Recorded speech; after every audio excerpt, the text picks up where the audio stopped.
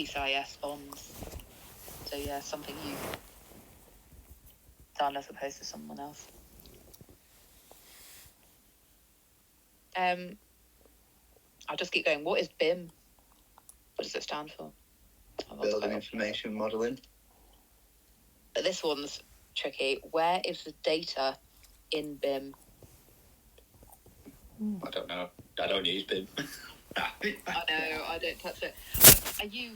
What pathway are most people on the valuations pathway? I'm on building surveying. Yeah, I presume you won't get asked this, but I would never have thought of it like this. But BIM, so it's a 3D model where each 3D object contains metadata, thus acting as the database. I mean, I don't think I'd have ever even thought to say or think that, and I use BIM. Have you got BIM in your summer experience?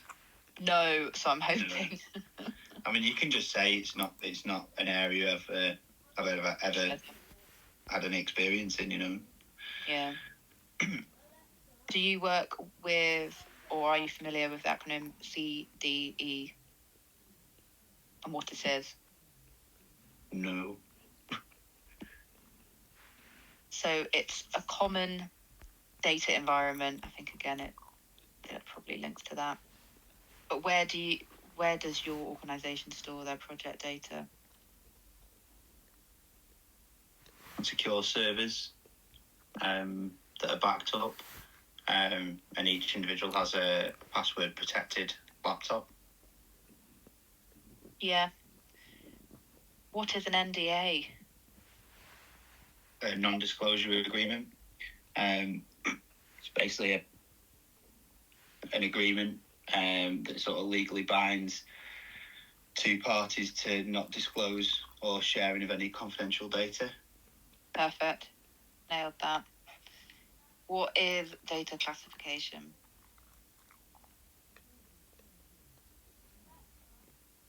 Don't know. I need to think of really good ways of saying I don't know. That's what I need to learn for my assessment. A good way of saying I don't have a clue. I've never heard of that.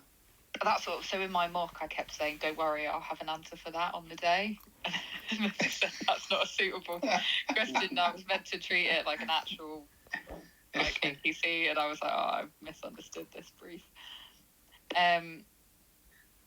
Yeah, apparently you can say, can we pick that up at the end? So I asked this, and you are allowed a pen and paper. So when you don't know, you can ask, can I say it at the end? And usually people forget and don't say it at the end. But if you've written it down on a piece of paper, I sometimes think you see stuff written down and it comes back to you in a different way. Or I don't know how people are revising. I think if you genuinely don't know, I think it would be best just to say you don't know.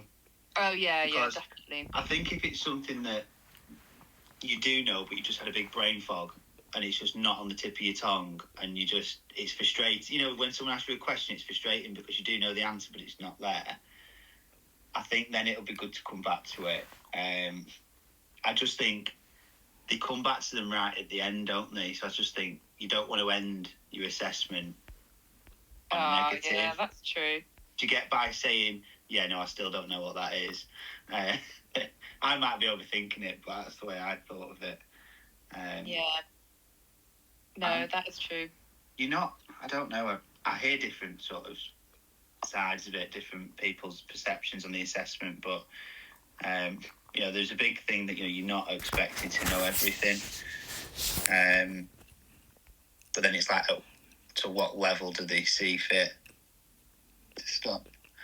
I suppose it's when you're achieving the levels, don't they? So apparently, another thing someone told me from the assessor training, though, they really do want you to pass because the referral report is an absolute nightmare to write. Like a very logical. That's really good to know. That is really encouraging. So that's good. Yeah. Again, I've only got one more question on my list, but I don't know if I've got a few. I'll do my last one and then I'm out, and you can jump on. So, what is the name of the RICS's cost data subscription service? Now, I think that's quite QS pathway related, but I presume you probably need to also know because it's RICS Is it BCIS? Is that part of the Yeah, RICS? yeah. I foolishly, I didn't think that was an RICS owned subscription service. BCIS. I didn't. Independent. Do you want me to fire some Yeah, out? but that's me. So That's fine. So on GDPR, what are the key principles of GDPR?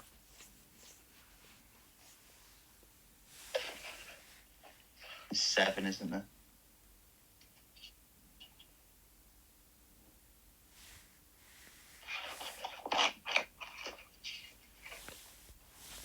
I think out of this competency, if anything, that these key principles of GDPR is what you need to know. That came up twice on my mocks, the key principles. Oh, did it? Yeah. Can you remember them then? Is there a way? I've got them written down. I can't remember. I remember the first 2. Yeah. Use fairly, lawfully, and transparently. Yeah. I've got to take this call. I'll come back to you. Sorry about that. Yeah. So it's lawfulness, fairness, and transparency. Purpose limitation. So that's like only take the data that you need for that specific purpose. Data minimization. So again, not taking too much. Accuracy. Storage limitation. Integrity and confidentiality. So that's basically like security of the data. And accountability. Yeah. This is what I mean. You could spend like an hour just remembering that, couldn't you? Well, that's it, isn't it? And never get asked it. I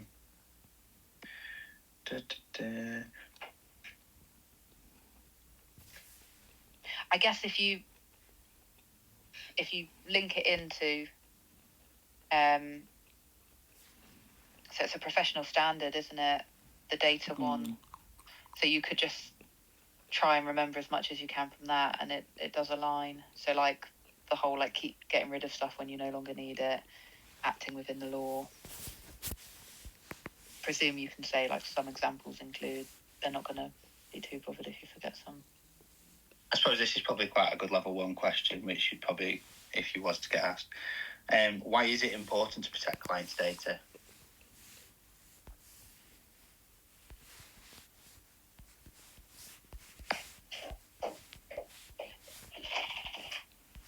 Aligns with the RICS Code of Conduct. Aligns with like legal duties. We can talk about any of those 7 principles, really, probably. Yeah, I mean, I've just got from like a bit of a holistic view on that. I've just put, personal data falls into the wrong hands. People could become victims of identity theft, discrimination, or even physical harm. Right. And I think that is probably one of the key reasons why data is protected, isn't it, really? Especially in today's day and age. Everyone's out to scam everyone, aren't they? Yeah. I'm not saying that your answer was wrong. They probably all tie in, don't they? The principles and all the rest of it.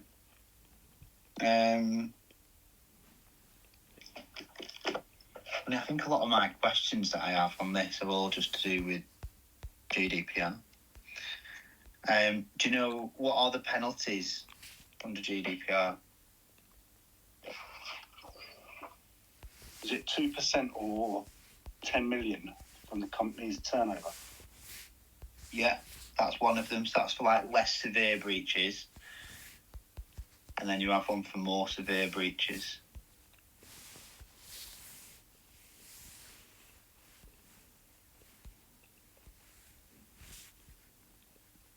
Is it what's with the 2% or 10 million? Is it whichever's highest or lowest? It's up to 10 million or 2% of the company's turnover.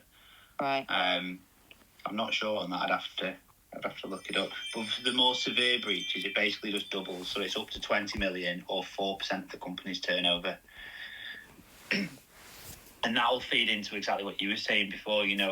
on what kind of data it is and how you've breached. You know, I suppose they would take it into consideration exactly what it is that's been breached. Who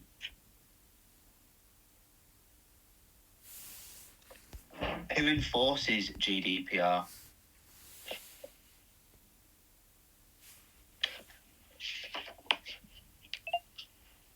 Is it the ICO? It is. What's the ICO stand for? Information Commission Office, I think it is. Yeah. Perfect.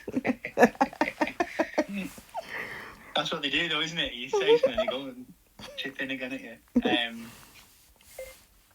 Okay, I'll try and find one more.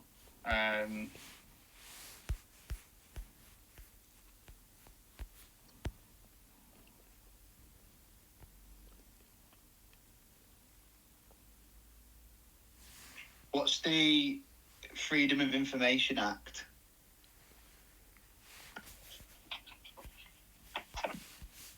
The right to view public data. Yeah.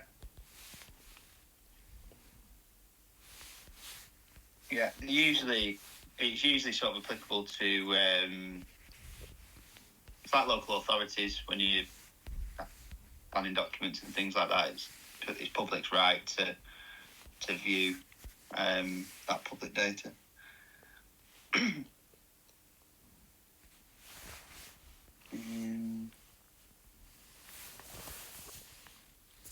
anyone else want to fire some out? Me and Susanna, maybe done. I'm sorry I was late. But I've got a couple of questions. I don't know if you've really gone over them or not. So, has Brexit had any impact on GDPR in terms of legislation and regulations? Hasn't the UK got its own GDPR now? I think the UK always had the Data Protection Act, and then they had the GDPR when they joined with the EU. I don't know if they've reverted or not. I think wasn't one of the things we decided to choose that became part of UK domestic law. Okay. So we still got a GDPR, albeit so we picked loads of laws, didn't we? Yeah. Yeah, it's just not the European version anymore, is it? It's the English. Yeah. That's what I've got. I know there was one that was superseded because that was in the European, and now we've got our own. But I don't think anything's changed. Yeah, I've got here. It's now the UK GDPR.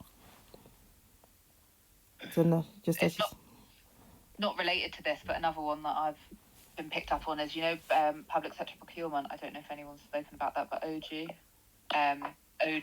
has now become find a tender service, so you don't have to advertise on the EU journal page, but you've got to do it on the UK new equivalent.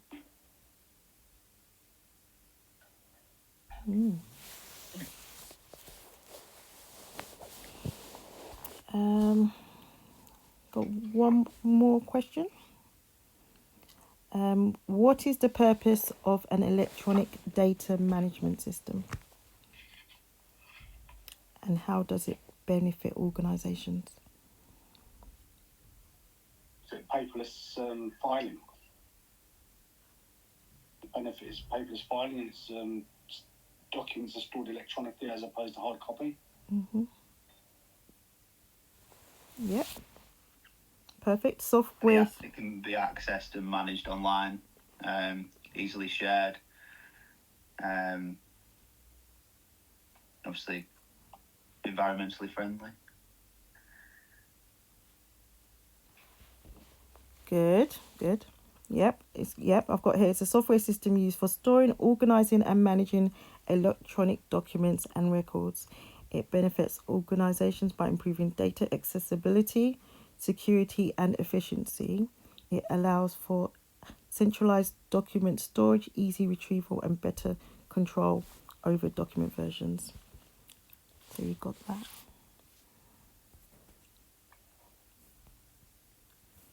Yeah.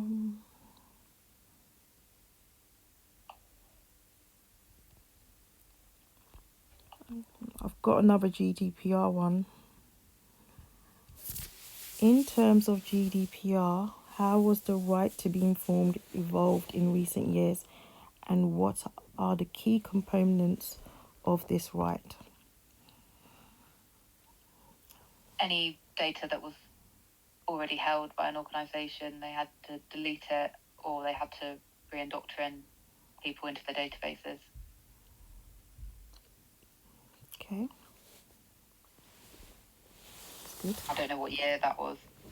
Yeah, I haven't got the year either. It's just got here. The right to be informed under GDPR requires organisations to be transparent about the data they collect and how they intend to use it.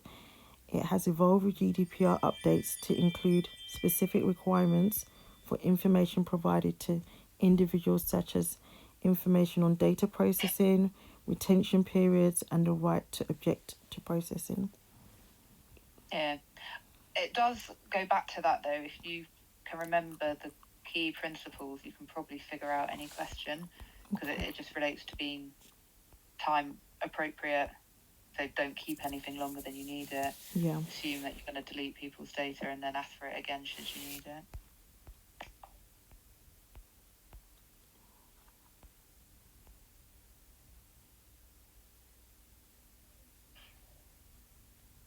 Shall I do one more?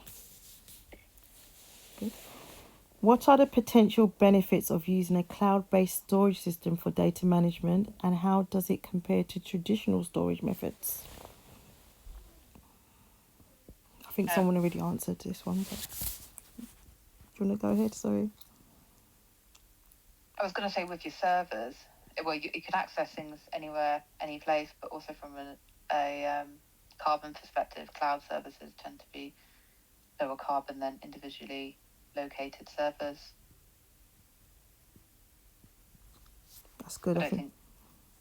Yeah, there's some really cool stuff where they're putting computer servers to heat public swimming pools and things like that, and they're trying to do heat recovery. Oh. Instead of cooling them down, I've been in servers where they've got an air conditioner in there to try and cool it down. Yeah. Okay, so my Brainscape answer is cloud-based storage systems offer benefits such as remote data access, data backup, mitigation of data loss risks, and secure password protection. They also enable multiple users to access and collaborate on documents. Cloud storage is often more flexible and cost-effective compared to traditional physical storage. So that will be, as you said, with instead of using paper. Okay.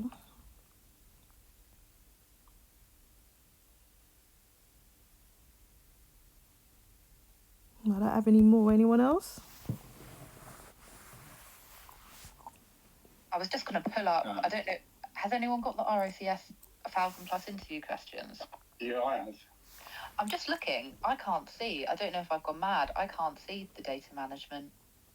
I've got the second to last. My one is from page 64. Starts 64. Page 64. It's not in the table of contents, really weirdly. But someone I've got a table of contents. Yeah. Hang on. What mine is. What year is it? We've got a typo on mine. So it is in there on page 64. I've got the 2023 version, but it's not on the cover page, bizarrely, on the contents page. Sorry, this is probably really unnecessary. People don't need to hear this, but I don't know if you want to read out the questions from the book. They're often quite handy, aren't they? Yeah, well, I had. Well, I think we covered them all. I was going through them and looking through anything that hasn't been covered already. But it looks like we covered all of these. There's a metadata one in there. Hang on. Which think is getting at the BIM stuff, isn't it?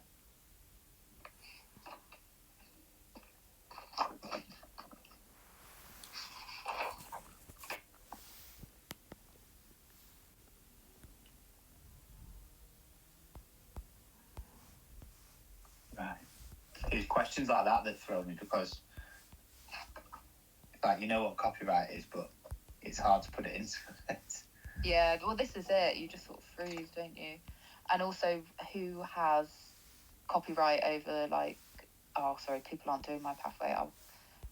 But basically, if you produce something for the client, who has copyright of that? Is it you as the author, or is it the client because they're paying you? I'd say it's the client because they're paying you, so it should be their data. Yeah, but this book says that, like, if a QS produces a bill of quantities, they own copyright as the author, unless authorship transfers over to the client explicitly in a contract. Even if they've paid for it, they've paid and commissioned it, but you have the copyright. I think just touching on that point as well, it's probably getting on more contract stuff, but it wouldn't be you, it would be your firm, wouldn't it? Well, yeah. I think it's important just to make sure you don't say it's like you personally. It's your firm, isn't it? Yeah. Yep, that's in your contract.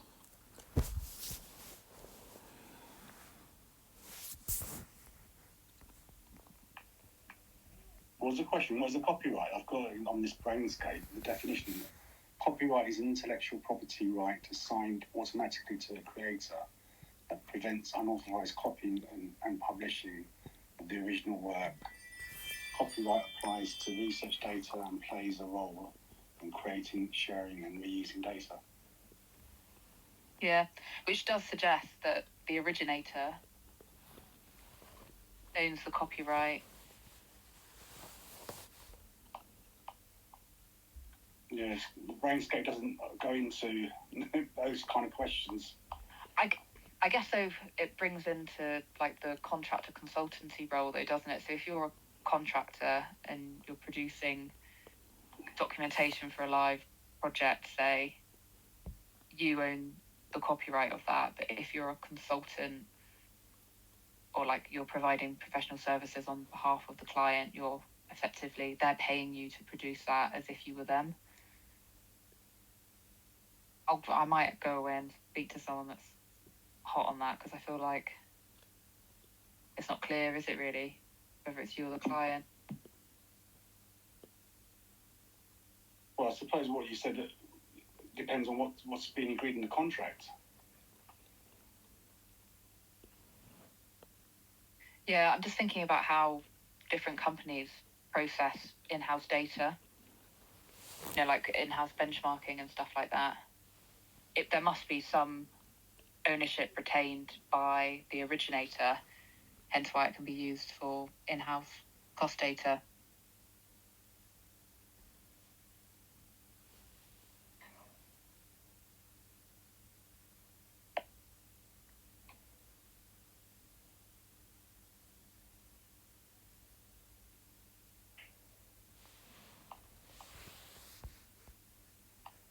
There's one here. If two separate departments within your firm were working for two rival companies, how would you ensure client-sensitive data was managed? I guess they might ask you this to pull into ethics. It's like an ethics and data management in one. And maybe sign an NDA.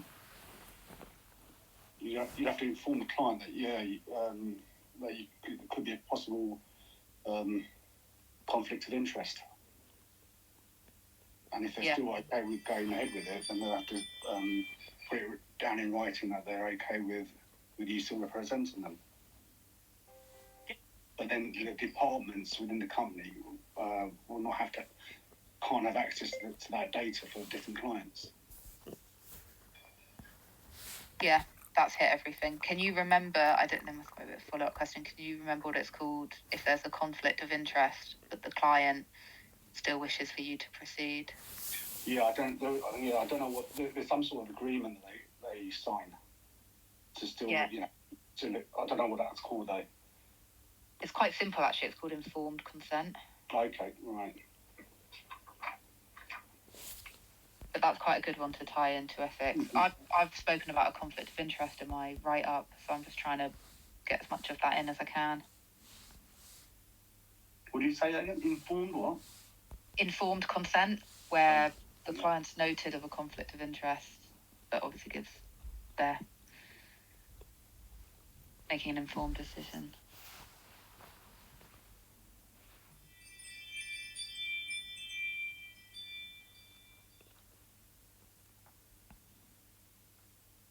Just to confuse things, there's also, so there's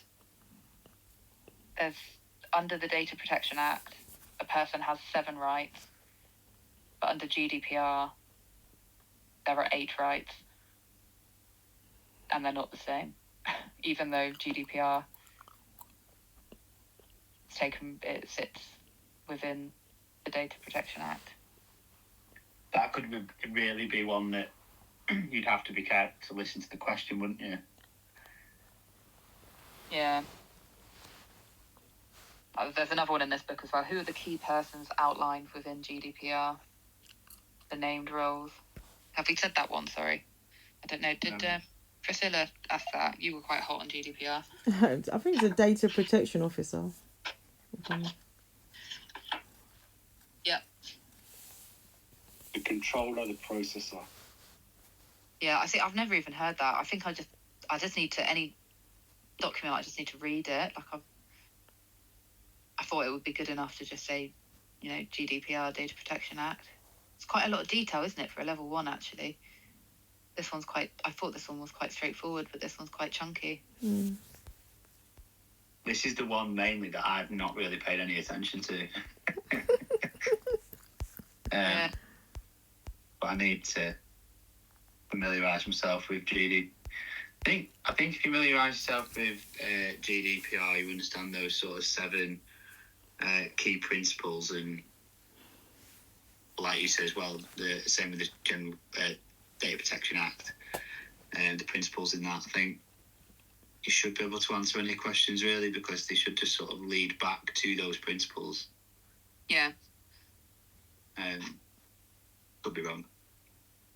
Sometimes I think so someone to me said today that because you're going to predominantly be asked level 3s, you're going to get tripped up by level 1s that you know the answer to and that are really straightforward, but they are just going to hit you left field, and you just need to try and be as succinct as possible. I had a mock last week. It was like my first full mock that I've done, sort of replicate the day. And the only one thing that I found from it was, by the time it came to ethics at the end, I was just done. Couldn't be bothered. Yeah. I was just worn out. I was just like, my head was just mashed at that point. And like I say, I got sort of 5-10 minutes on ethics then. So. Bless you. 80 to 100 questions you're expected to be asked within the 60 minutes. So it's 2 minutes per competency. Jeez. Wow. Jeez, yeah, that's me on this competency. I don't have any more. If anyone else has got anything to... Has anyone done what's a SAR, the acronym SAR? Oh no, that's a good one. Where are you getting yours from, Priscilla? You're on fire with these. You're coming out with all sorts. Brainscape. Oh, okay, yeah. I've Is just that discovered that, but I need Is to it now Brainscape actually the go one into that's it. in the app on the link? Yeah, APC Plus. Yeah. Sometimes go on that and it like doesn't give it says you don't have authorization to the cards on something. I'm starting to use a thing called Quizlet, but I'm trying to put my questions on this another app called Quizlet. I don't know if you've heard of that. Yeah, I've seen that. It's so annoying. I reckon we get to the place where we're so hot with our revision because we've put everything into the right format, and then we've got to bloody, it's the day before the assessment. I've had to Google that. A SAR, subject access request, written or verbal request. Yeah. Well done. Okay. So it's like the Freedom of Information Act, but Freedom of information is for the public stuff and subject text requests on your personal, on yourself. Like social media companies have that, don't they? Is that where like you ask WhatsApp to send you all your messages or something? Yeah, so it's so things like, where you're working, you could ask for subject to access request. You can make a request for all the information with your name on it, your work ID, any mention in WhatsApp, Teams, chats. Yeah, you've got a right to that information. But whether you'll be given or not, I mean, they're supposed to give it to you. That's the question. Yeah. Okay. Yeah, it's a bit of an interesting one, data protection. So I don't think I'll ever remember any of these. But... No, I think back yourself though. I think you've got a good knowledge base there. You might not even get asked anything, or you might get one or two. I think the main ones have got to be like, what are the main laws relating to data protection? And as long as you do UK GDPR, Freedom of Information Act, and what's the other one? Data Protection Act. Yeah. And the ICO question, I think that'll be a standard. The minimum fines and things like that. I think that's... If you're setting up your own business, then, Yeah, but that might also then... They might tie stuff in with ethics, maybe. When is the ethics one on these calls? I know. I've been That'd be an following interesting to one see, because everyone's quite relevant for that one, aren't they? So have a look. I'm tempted to say with that one we should avoid all of the ones that we know are quite standard, because I think they're... Well, it's not till the 14th of November.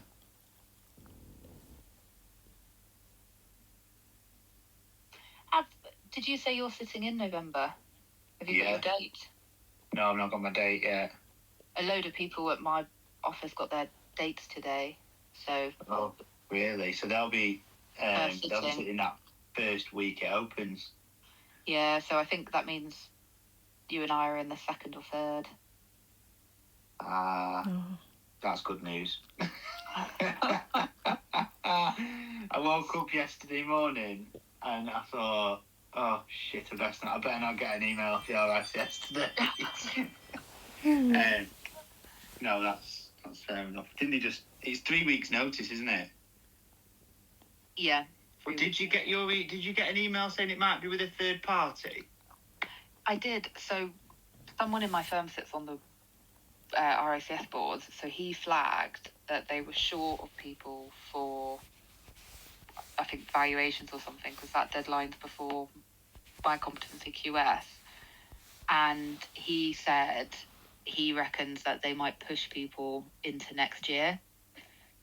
But then the email came out saying, don't worry, we're not going to push anyone back. We're just, going to use this third party. But I think at one point they probably were considering, we're just going to have to, pick, or, I don't know, randomly select, or everyone that submitted last gets pushed to the next one. I don't know quite how they do it. Yeah, because it said that you'd get the third-party assessment. They said that they'll give, if a third party is assessing you, they'll give you they'll ring you. You won't get an email off the RICS. You get a phone call. Oh, really? You get a phone call from the third party, but it didn't say they'd give you 3 weeks' notice. Oh my God, that's awful. I feel like that. Do you know who the third parties are? Someone has said, I think, what's the big one that do... D-Lever. I think, the one that everyone's been talking about on this group, I think, is one of them. Property Elite? No, it's Property Elite aren't on it, but D-Lever are. I don't know how to take that, but I think if you get them, I think it'll be good, because they'll stick to what they actually meant to ask you. as in like in line with some of experience rather than going rogue. But equally as well, like you've got to think, I don't know, assessors, like the assessor that works at your place, he has a day job, he or she has a day job as well. Whereas sort of people at Sea Lever, for instance, that is their day job, isn't it? Well, yeah. Doing the APC, so it'd be might be a bit tough, but maybe they won't feel as passionate about not writing the referral report. The thing is, though, it will be really interesting. They'll have loads of data. So after this round, they will have data from their own assessors and from external firms, and they'll be able to see the pass rates, I bet, and if one was more forgiving than the other, because there will be a difference. I don't know which way it will go, but there will be and they'll have to do a sort of quality assurance piece on it. But I have heard that they are putting more and more auditors. So the likelihood of you dialing in, and there being 4 people on the call, one of which being an auditor, apparently they're going to audit like the biggest percentage, like more than they've ever done before, because but basically everyone that the board of RACS people that oversee the APC process all dramatically quit not that long ago. Oh, right. I think, the Standards and Regulation Board. Yeah, so I think they're trying to push standards and whatnot. I thought quite a lot of this is just what people have said from various boards and stuff. How much truth's actually in it, I don't know. Yeah. Interesting. Yeah, no, I wake up every morning praying that I don't get my date yet. So I've survived 2 days. People that got them today, hopefully that means that we're sort of towards the back end. Don't pray too hard, because you might then not get a date at all, and they might say, thank you very much, you can rewrite your submission and submit. Surely, if they deliberately say to people, you can't go until next year, I think they'll also have to caveat that they're fine with your submission to stay the same on file, because otherwise it's unfair, isn't it, if they expect you to have to update. You don't declare if you've sat before now, though, do you? Because people say it gives a bit of an unfair, like, if the assessors know that you've been referred before. Oh, really? So saying that, I suppose it wouldn't, would it? But I don't know. Interesting. Yeah. Interesting to see. I think I'm just going to go. I'm going to go for it this time. If it's not my time, just keep going. That's it, isn't it? It's a bit of a learning curve. Yeah. Someone said some really kind words today, and they said, think of it as like a jacket.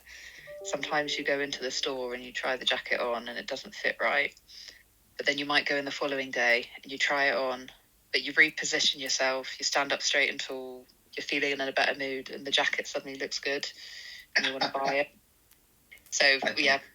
A lot of it is mind over matter. Just got to. Yeah, no, absolutely. I mean, a bit of confidence in yourself as well, I think, isn't it? I mean, easier said than done, but. Yeah, I think I just need to get out of the mindset of that. You have to get absolutely. It's okay if you don't know the answer to certain questions. Like, don't get hung up on it. Just be honest. I'm not sure. Do you know what I mean? If you don't understand it, you can ask them to rephrase it. Yeah. But I think the key is don't treat it as an interview, treat it as a discussion. What is it? A discussion with your peers. Because they want you to demonstrate that you are one of them. I tell you what, my bloody mock that I did, you would not have thought that. I felt like I was being completely dug out. It was like, the ethics questions. I said what I would do, and then I got asked, are you sure you'd do that? I was like, oh, but that is... Makes you question yourself, doesn't it? Yeah. I think I struggle with when they ask you a question. So in my mocks, I really struggled with this. So like when I answered a question, they didn't sort of give me a nod, tell me yes, tell me no. They just moved on to the next one. I was like, oh, well, we got that right or not? Yeah. Because in a job interview, you can usually look at the person in front of you. If they're looking at you like, what are you saying? You pretty much know how you've done. Do you know what I mean? You know when they're nodding their head and they're trying to talk about their own interest. But with this, yeah, it's very cold. I've asked for people that don't know me and my firm to do a mock, and I'm going to dial in and pretend it's a real thing, because I think also if you're familiar with the person asking you questions, you're more likely to not really treat it as a mock. Yeah, no, absolutely. That's something I need to set up as well. I work for quite a smallish firm, so we all really know each other really well. But there's someone that's just joined us from a different firm, so he's going to ask his old firm if they can give me a mock. Yeah, I mean, what I would be keen to do, I don't know if anyone else is, but the presentation is meant to be 10 minutes followed by Q&A. So it's something like short and relatively snappy to just, you could spend 40 minutes, couldn't you? I'm happy to, if you want to send me yours and you want to present it, and I can just ask you questions, and then you can do the same with mine. And do the same. Yeah, no, absolutely. I'm really up for setting something like that up. That'd be good. That. Yeah, no, definitely.